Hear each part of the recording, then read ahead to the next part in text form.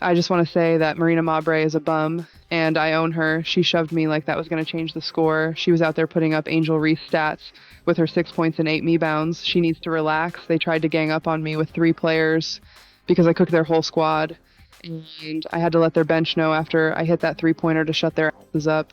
Clark just got super mad after the WNBA made a shocking decision to kick out her best protector, Sophie Cunningham. But this isn't just about one player getting kicked out of the league, no way. This is a huge mess, and the WNBA is falling apart. Fans are really angry. My name is Sophie Cunningham, and I won't allow anyone to harm Caitlin Clark.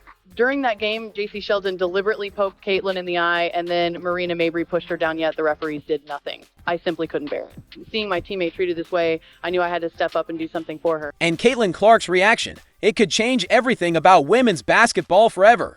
Because under this big news story is a scary pattern of league that makes money off Clark's fame, but won't keep her safe, and now it looks like they're punishing people who try to help her. It all started with a really bad foul that should never have happened. Players are faster, they're better, they're bigger, they're stronger. They're as good as they've ever been. They're as athletic as they've ever been. The game is fast now. Things are happening quickly. Everybody's getting better, except the official. So we got to find a way to remedy it. I mean, you've heard every coach talk about it, so I don't know what the answer is.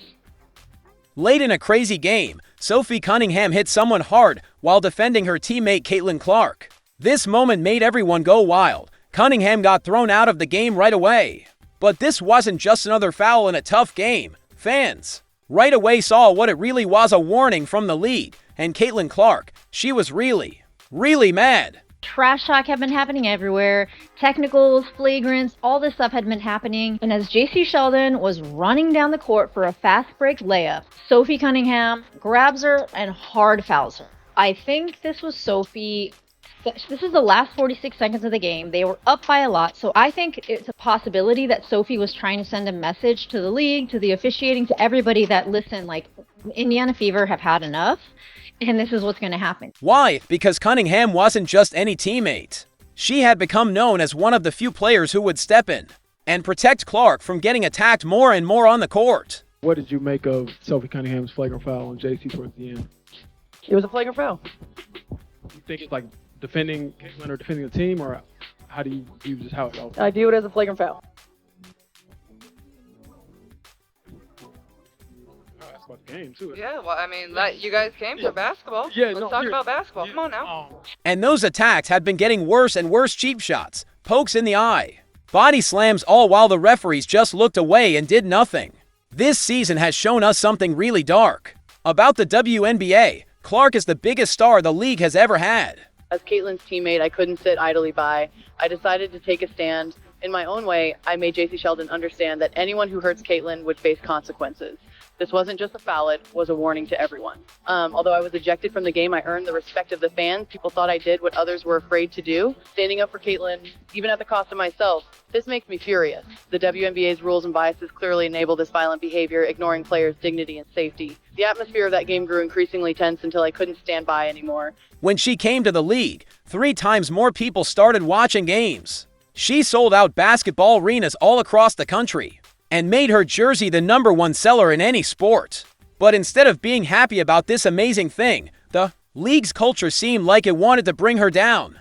When Clark couldn't play because she was hurt, the WNBA's TV ratings crashed by 55%. Let that really sink in. One player out, and more than half of all the people watching just disappeared. It proved what fans already knew. Clark isn't just part of the league. She is the league right now, and yet, game after game, Clark was getting beat up on the court. Marina Mabrey's famous body slam. It's amazing, just to see that how many people just love her in this city.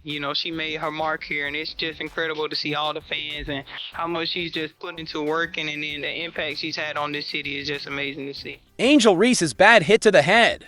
I think anyway, that's what Clark didn't like.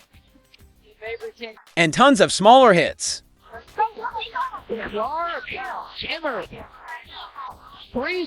None of it got real punishment. The message from the officials was clear. No one would protect Clark. That's where Sophie Cunningham came in, a player with a black belt in martial arts. Cunningham didn't think twice about defending her teammate. She stood up to the league's bullying, and that made her a target. Shot rejected! Why has he done before? For 29 points, gets tripped up.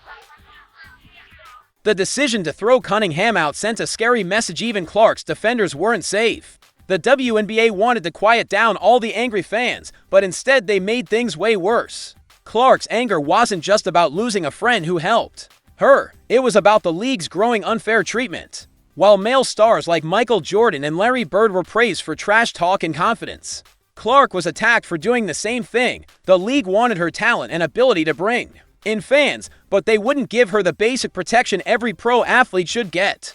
Now the rumors are flying everywhere. Would Caitlin Clark really leave the WNBA? Could a European team or rich investor convince her to go away? Fans online are already calling for it. Get away from this mean league. One headline said, "Let it fall apart without you." The tension is getting to a breaking point. If the league doesn't change direction fast, it risks losing the one player holding everything together. Now the WNBA is standing at a dangerous crossroads. The decision to kick out Sophie Cunningham didn't just make Caitlin Clark angry, it made the fan base explode with anger. When you are good at basketball, you're pretty, and you got grit, those three things make you bad to the bone. And I think this is one of the new trends that's going on in the WNBA, in my personal opinion, is that not only will you be good at basketball, but you also, some of these women don't look like women, right? They used to look like dudes, but now they look like beautiful women that are playing basketball. And one thing I like about Sophie is that she's tough. Social media blew up with outrage. TV commentators slammed the league's leaders. The hashtag Protect Caitlin Clark started trending again. And the biggest question hanging over all of this: how long will Clark stay? If she walks away, if she takes one of those offers rumored from Europe or rich investors, the impact would be terrible. TV ratings would fall down, sponsors would run away, and the message to future stars would be crystal clear. Success here comes with a target on your back. The WNBA was given a once-in-a-generation star, a player who brought in millions of dollars, packed arenas, and turned women's basketball into must-watch TV, but instead of protecting that treasure, the league has allowed a mean culture to grow, one where the best player is treated like a problem instead of a gift. And that's why Caitlin Clark's fury matters. This isn't just about Sophie Cunningham. It's about whether the WNBA can survive its own self-destructive habits. So here's the real question. Will the league finally wake up and defend its star before it's too late? Or will it drive Caitlin Clark and its future out the door? What do you think? Has the WNBA gone too far this time? Drop your thoughts in the comments, and don't forget to like and subscribe for the latest WNBA drama. When we first played her, I just think she's had a lot of pressure on her shoulders, and I think a lot of people, no one's walked in her footsteps, and so it's really easy to judge and to say things, but at the end of the day, we all need to empower each other and be there for each other. I think she's done a lot, not only her, but that rookie class. They've brought a lot of attention to our league, and it's needed. Like, this is what we've always wanted, and so why would we not embrace them and make sure they're good? And so when we first played them, I was like, hey, keep doing your thing. Like, you're doing a great job. If you ever need to reach out. And then the All-Star game, we were just having fun. I mean, she was playing. I was having a good time on the sideline, and I kind of told her, I was like, hey, if you ever want to come to Phoenix, let me know. But that one kind of backfired on me now, which is great. Nobody expected this. What should have been a heated WNBA game exploded into one of the wildest fights of the season. All right, you guys, we need to talk. I just finished the Indiana Fever versus Connecticut Sun game. That was a wild one. That was so unexpected. Everything got spicy. Everything got negative. It all started when Indiana Fever star Caitlin Clark took a brutal poke in the eye from JCS Sheldon. But instead of calming down, the game got completely out of control. Sophie Cunningham stormed in, launching a shocking attack on Sheldon in the final seconds. What happened next stunned everyone. Multiple players were thrown out. Referees faced historic fines.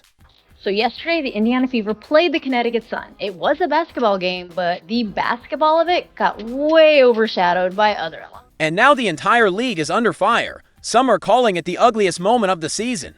Others say it's just the beginning. What really went down on that court? And why is the WNBA handing out its harshest penalties ever? Let's break it all down.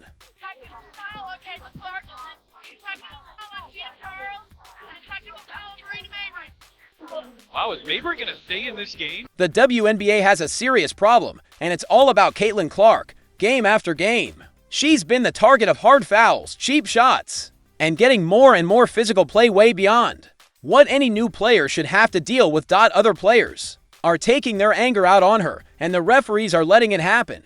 What started as tough defense has turned into something more dangerous, always targeting her. Fights on the court and growing hate. The league's biggest star is being hit, pushed, and poked in the eye, while officials either miss the calls or completely ignore them. Players are stepping in to defend her, leading to fights, getting thrown out, and chaos that takes attention away from the game itself. Coaches are calling out the officials. NBA stars are speaking up. Fans are getting frustrated, and many are starting to lose faith in the league's ability to protect its most valuable player. This isn't just about one game, it's a pattern that's hurting the WNBA's image. TV ratings drop when Caitlin Clark is out. Sponsors are watching. The media is asking hard questions. If the league doesn't step in to control the growing hate and violence around Clark, it risks losing everything she's brought to the sport. The question now isn't whether the WNBA has lost control, it's whether they can take it back. Before it's too late, fans are paying attention. The world is watching. It's time for the league to act.